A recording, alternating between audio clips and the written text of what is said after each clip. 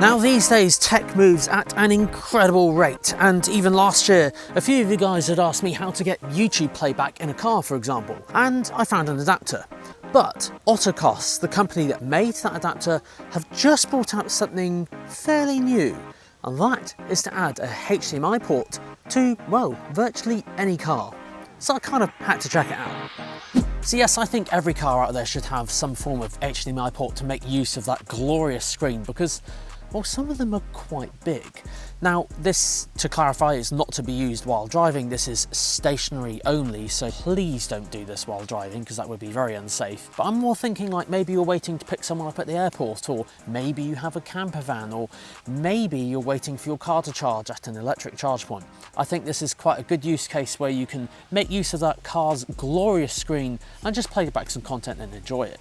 But yes, this is the Ottocast TV Mate Pro. Now, Ottocast actually sell two of these, and the main difference is that one is to add HDMI to a car and the other is exactly the same, but also bundles in converting wired Apple CarPlay to wireless all in one device. So just like last year, I reviewed a few of these adapters and put them to the test. The Ottocast Mate Pro does both together for just a few pounds more. So in the box of the Car TV Mate, there's the device itself and a USB to USB-C converter, just in case you need to use that. I'll pop that on, as in my car I have USB-C ports. The next one is the Car TV Mate Pro, which I'm going to use in this example today, which is exactly the same but has wired to wireless CarPlay built in, just like the adapters last year. Same thing, it has the device with the attached cable and a USB to USB-C dongle. I'll pop that on as well because, again, my car has USB-C. Now, as this is an HDMI port, you can plug almost anything into this, but for ease of use in today's example, I ordered an Amazon Fire TV Stick Lite from Amazon, as it can be easily powered by my other spare USB-C port. So let's show you what it looks like.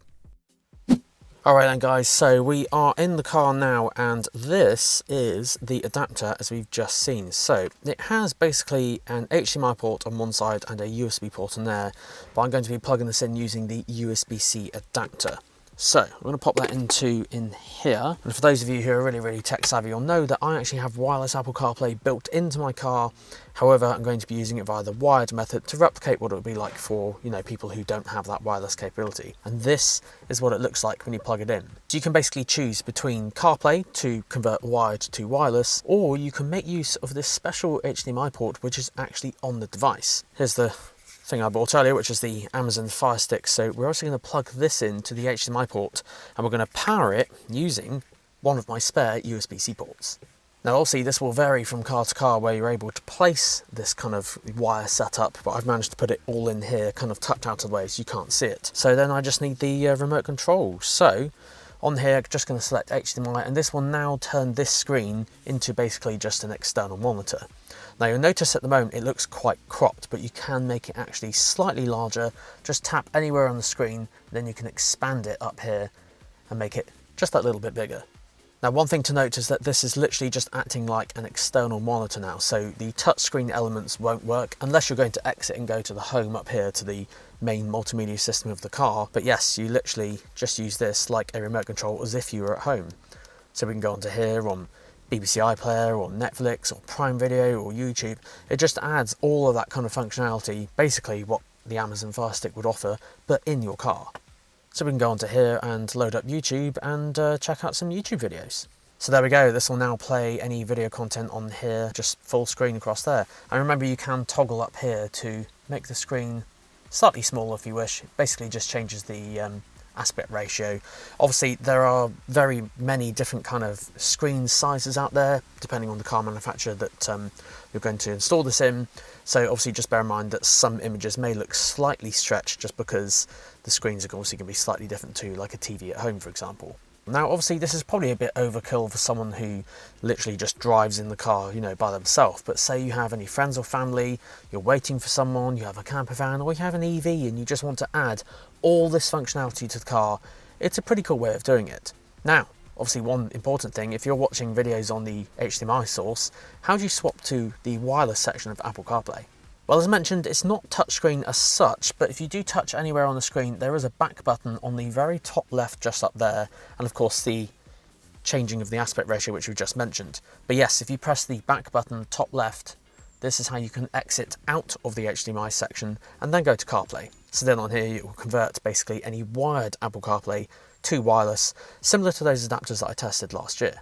Now, one thing that's very, very important with this is that I did notice there is a slight bit of choppy video playback, and this is mainly because the Apple CarPlay protocol, or the interface for it on various different manufacturers, isn't really designed to run video content. So this is, of course, kind of like a workaround. Now, it is still watchable, of course, but obviously just bear in mind it will drop like a frame or two as you're playing back video, so not the end of the world, but I mean, it's still perfectly watchable. But the most important thing as well is that there is quite a significant audio delay due to the way Apple CarPlay works. So when you are playing back video content, you will notice that there is quite a significant delay, which is not the best thing in the world. So my number one suggestion is to make sure that the device that you're plugging in, so for example the Amazon Fire Stick, make sure that the thing you're plugging in has settings to compensate for that delay. So you can actually adjust the audio delay to compensate for that video on the screen. So to do this on here, and this is the main reason why I picked this device so I can actually show it off, if you go all the way to settings over on the right hand side with a little picture of the person, then go into display and sounds, then go down to audio, and then in here look at AV sync tuning. And then you'll basically come up with this screen here. So normally it's around this little line here, and if you adjust it all the way to the far left hand side for my car, then it's perfectly watchable. Obviously this will vary depending on your multimedia system, so make sure you check out to see if the thing you're plugging in, for example, if it has an audio delay, or of course play with headphones or something like that. Now the cool thing, of course, with using HDMI is that you can virtually play back anything. So as long as it's not got DRM protection, so that's digital rights management, you should be able to play back anything on here. So you could plug in your computer or laptop, or some phones offer this as well. I believe Chromecast could go onto this as well. Apple TV wouldn't work because the actual Apple TV box requires a power cable and actual power source. But hey, if you could find a way of powering it, then it would work. I guess the same goes for like PlayStation and games consoles. If there's a way of powering it, you could play it on the screen, which is pretty cool. Now you might be wondering, well, hang on Nick, you haven't even mentioned how you're getting internet to this device. Well, that is where I'm making use of the hotspot off my phone. So that's all kind of working through that element. Now some cars like this particular one also offer Wi-Fi as well, so you could connect it up that way. There's a multitude of different ways of doing it, but for the money to add an HDMI port to a car, I think that's quite cool. And the fact that it's actually bundled with the wired to wireless Apple CarPlay as well is pretty good. It's a shame about the audio delay, but little hack, just make sure the thing you're plugging in does actually have some kind of compensation so you can adjust for it. But yeah, that is how you can add an HDMI port to virtually any car, as long as it has Apple CarPlay wired in the first place. But yes, there we go guys. If you enjoyed this video, make sure to give me a like, hit that subscribe button, and of course if you have any questions, let me know in the comments section down below. I'm curious to hear your thoughts if you're going to use this. Now, as I said, it's probably not going to be for, one driver just driving around and maybe putting stuff on screen. I see this more being used for like families and that sort of thing. Maybe said if you have a camper van, this would be perfect. In fact, I did actually stay in a camper van not that long ago, so having this would have been pretty cool. But no, we just had to sing songs around the campfire instead. But guys, thank you so much for watching. Until next time, see you soon.